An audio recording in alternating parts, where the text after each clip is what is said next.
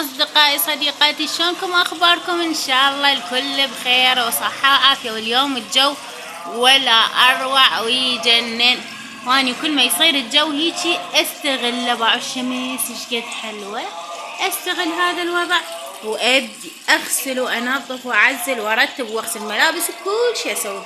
اليوم دا اغسل لكم العمارة، بس اكتخلى ناس الصوت لان الجيران منو مثلنا ينزعج من العمارة لان الجوارين شوية تدقق اكثر من البيوت. فهسه دا اغسل بالعمارة مالتنا.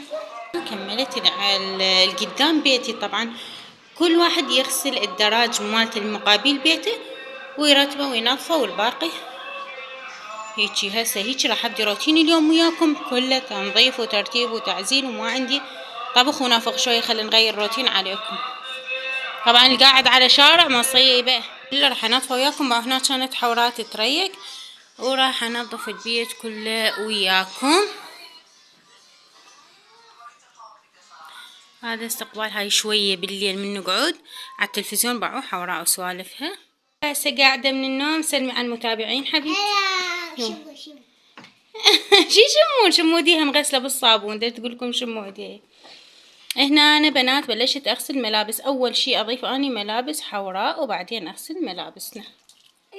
منو مثلي هاي بنتي مصيبة قد ما تشتري ما تقتنع باللي موجود بالبيت، لازم تروح تجيب من برا. طبعا هاي خانة مال مواعين تجيب وتكون بيها. تشتري تخلي هنا، تخلي بمكان بعد نوتلات وهذا كله. وتريد بعد هسه دا اعزلهم. هذا بسكت.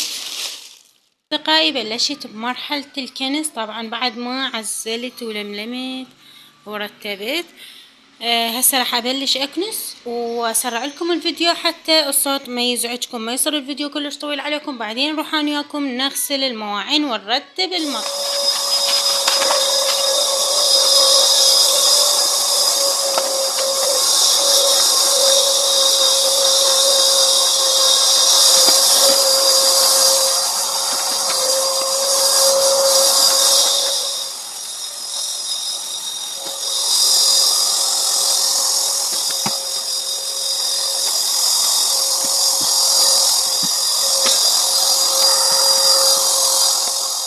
المرشحة شلون صايرة.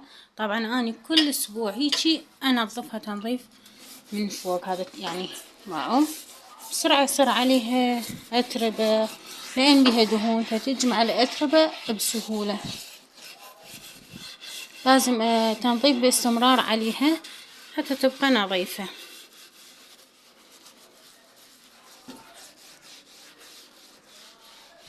طبعا أنا خليت لها مزيل دهون بس صراحة قليل عندي وبعدني ما جايبة. حبايبي شلون صارت نظيفة وتلمع لمع. عاد لي بس اخليها شوية ملمع والمعها.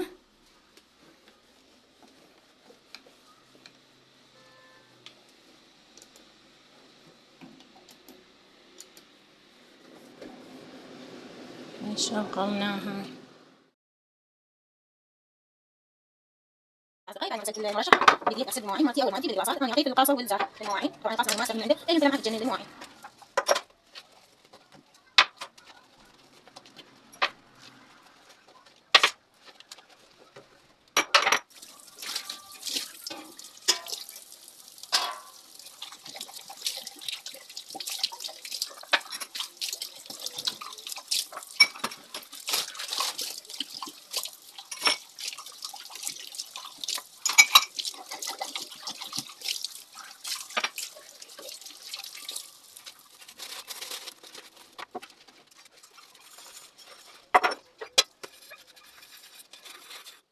هذا الطباخ مالتي.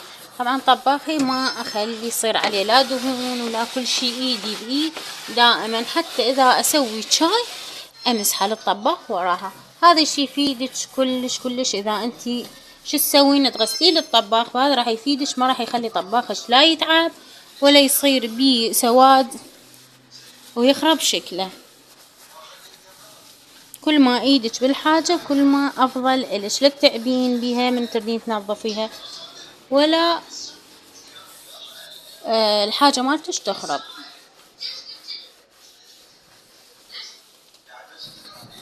طبعا لازم التليفون بإيدي، فحركة صارت بالتصوير. عادي عبرولي لأن اليوم مدام تعبت ودا أسوي لكم الروتين مالتي لازم تعبرولي. باعوا هسه بس أقول له هيجي. طبعا حتى جف أني أو مزيل دهون ما خليت له نهائي، مجرد قاصر وزاي. أصدقائي كملت كل شي وصار يلمع المطبخ ويخبل ويجنن. وهاي المفرغة مالتنا باعوا النظافة وشفتوها بالبداية شلون كانت. وهسه خلونا نكمل الروتين مالتنا لليوم. ان شاء الله يا رب هذا الروتين يكون تحفيزي وليس تعليمي. اني بحياتي ما اعلمكم، واقول لكم حبايبي اني ما اعلمكم، مجرد احفزكم فقط. وهذا الروتين مالتنا اليوم وياكم. خلونا نكمل روتيننا اليوم. واللي وصل وياي لهنا لا ينساني باللايك، واللي مشترك خليه يشترك ويفعل زر الجرس حتى يوصل له كل شي جديد. بايبي وصلت للمغسلة. طبعا هي المغسلة كل ساعة نغسلها، كل شوية غاسليها. انا نقعتها بالقاصر والعطور حتى تتعقم. تعرفون المغسلة ايد وغسل عليها. وهسه جيت اغسلها. حبايبي وصلنا لنهاية الفيديو، كملنا كل تنظيفنا. وهنا أنا عندي لمعت هذولي بس ما صورتها لكم لأن مو شي ضروري، ودائما أني ملمعة وياكم. وهنا بديت أعطر بالبيت. وهسه هنا بنهاية الفيديو نقولكم لا تنسونا باللايك والاشتراك وتفعيل زر الجرس. دمتم في رعاية الله وحفظه، في أمان الله.